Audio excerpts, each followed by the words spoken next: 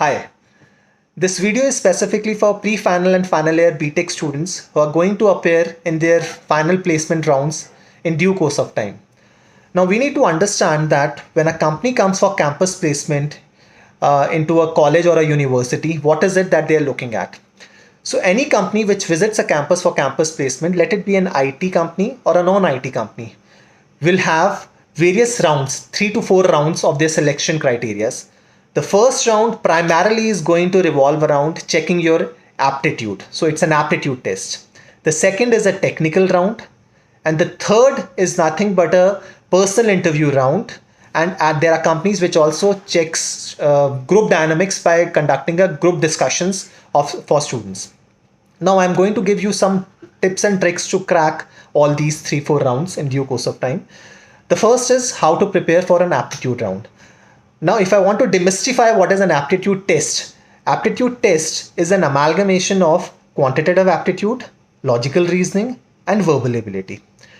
In quantitative aptitude and logical reasoning, they are going to ask you questions which are going to revolve around something that we would have done in maths in our 7th, 8th, 9th, and 10th. Nothing beyond that. But they are not going to ask questions which are formula driven, but they are going to ask questions which are logic driven. So a question which is of maths will have a very strong blend of logic into it, and they'll also be checking how fundamentally we are clear with the concept of maths that we would have done in our junior classes.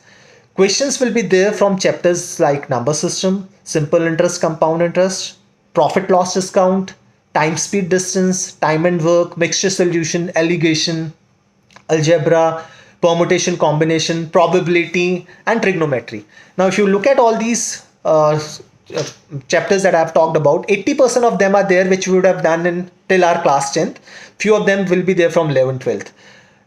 What makes it difficult, these are not very difficult, but what makes it difficult and tedious is the time constraint. So within a stipulated time limit of, let's say, half an hour, if we are supposed to do 40 questions, that means we are given less than a minute for solving one question. So speed plays a very vital role. So a talent that needs to be acquired is to do a question of quantitative aptitude and logical reasoning in less than a minute by not doing it conventionally, but by inculcating problem solving techniques, which can only happen in case we are fundamentally clear with the concept and in case we would have practiced a lot of questions to make them a part of our DNA.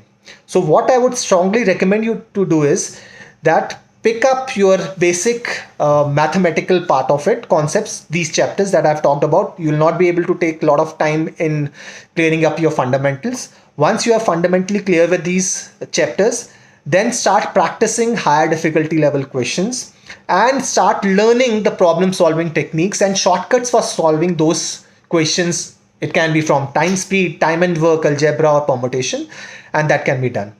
Once you're fundamentally clear, then start taking a lot of mock tests on our online platform, which are available free of cost. So if I talk about AMCAT pattern, that also comprises of these 3 sections only: quantitative aptitude, logical reasoning, and verbal ability. Approximately 50 questions to be done within a time frame of 50 minutes. That means 1 minute per question. So anyone who is able to do more than 40-45 probably is among the top rankers in that examinations. Talking about verbal ability, which is the third section, is going to check how conversant or how proficient you are in this language, which is English. You have questions from para-jumbles, para-completion, reading comprehension, spotting the error, vocabulary-based questions, and probably these are primarily the topics there. Once you have cracked this round, then comes a technical round. Technical round is there to check your commitment towards whatever academics that you would have learned in last 3 years or 4 years of your engineering. So if I talk about computer science and IT related jobs, there are questions from database management, from programming language, from C, C++, Java. And these are again checking your fundamentals and basics. Once you clear the aptitude and the technical round, then only you are eligible to go for the third round, which is a personal interview round or a group discussion round. In group discussions also, they are going to check your team dynamics, your leadership qualities, and your communication skills. While in personal interview, they are going to check your soft skills. and your technical skills also. So this entire process of cracking an aptitude round to a technical round to a technical interview and a personal interview, you need to work hard. You need to put some efforts every day in terms of moving a step ahead in terms of your preparation. But if you start working hard, I think you will be able to do a decent job. Practice plays a very vital role. The number of mock tests that you would have taken will help you to improve in the subsequent tests. Similarly, the more and more mock interviews that you would have taken will help you to identify your weaknesses and iron it out and perform better in the subsequent interviews.